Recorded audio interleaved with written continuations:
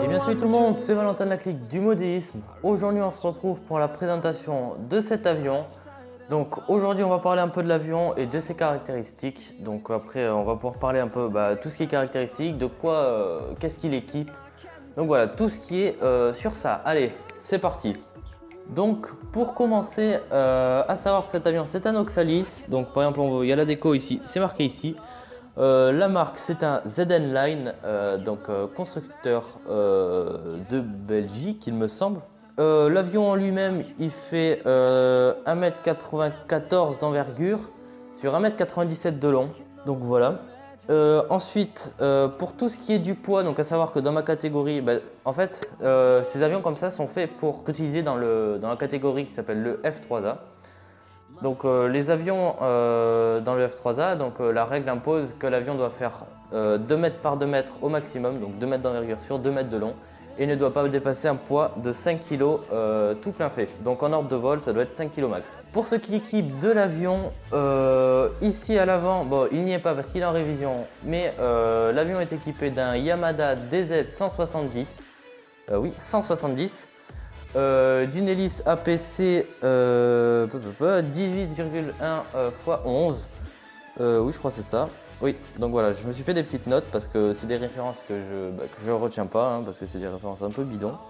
Donc pour ce qui est du carburant, je vais tourner sur du l'Abema Fuel du 25%, donc le spécial pour Yamada, avec il me semble 18% d'huile et 25% de nitrométhane, je crois que c'est ça. Donc l'avion est équipé d'un train en carbone, donc après de ses roues et de ses cache-roues, donc vous pouvez les voir, et d'une petite roulette à l'arrière, que l'on peut voir ici en dessous, je ne sais pas si vous allez bien voir, mais il y en a une, donc qui permet de diriger l'avion lorsqu'il est sur la piste.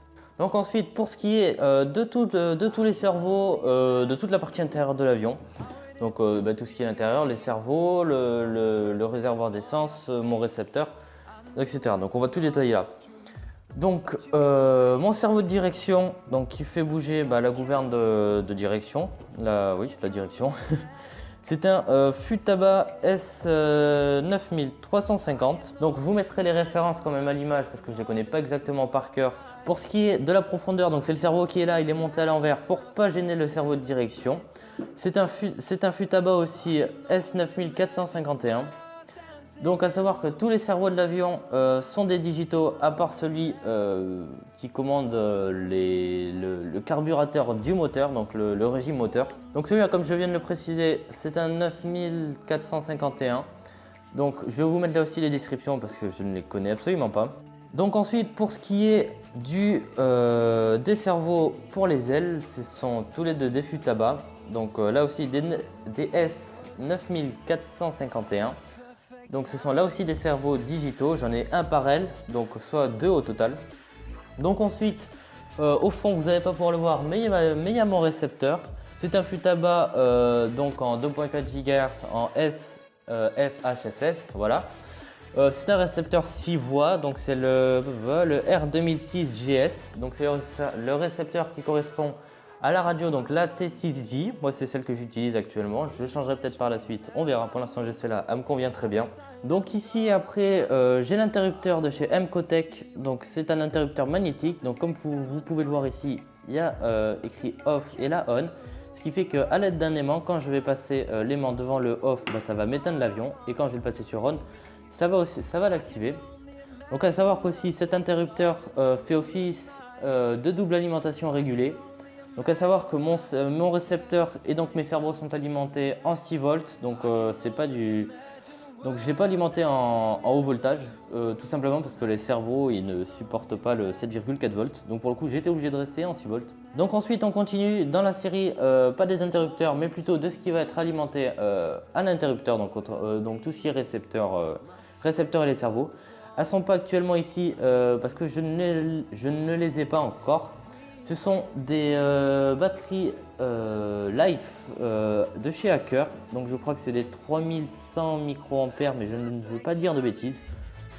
Donc voilà, donc j'en ai deux pour avoir la double alimentation régulée. Donc ensuite, ici nous avons le réservoir d'essence qui fait un demi-litre il me semble. Donc dedans je mets méthanol, du carburant au méthanol avec de la nitrométhane. Donc ici on continue avec le système de carburant, donc qui est composé d'un filtre à essence, d'un T pour faire une rallonge et d'un robinet d'essence qui est là-bas.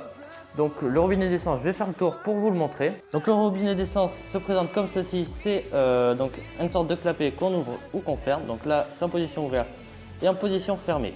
Donc voilà le robinet d'essence et ici pour pouvoir remplir le réservoir, donc ce qui correspond au petit T pour la durite. Donc c'est sur ce les amis que cette vidéo va se terminer. Si elle vous a plu, n'hésitez pas à la liker, la commenter et la partager. Je compte sur vous vraiment. Allez, sur ce, c'était Valentin de la clique du modélisme.